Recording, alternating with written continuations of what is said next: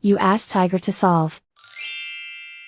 This deals with linear equations with one unknown.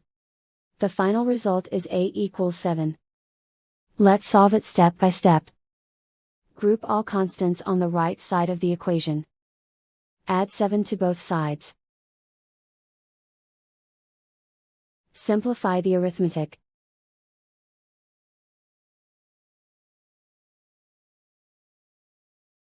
Isolate the a. Divide both sides by 3. Simplify the fraction. Find the greatest common factor of the numerator and denominator. Factor out and cancel the greatest common factor. And so the final result is a equals 7.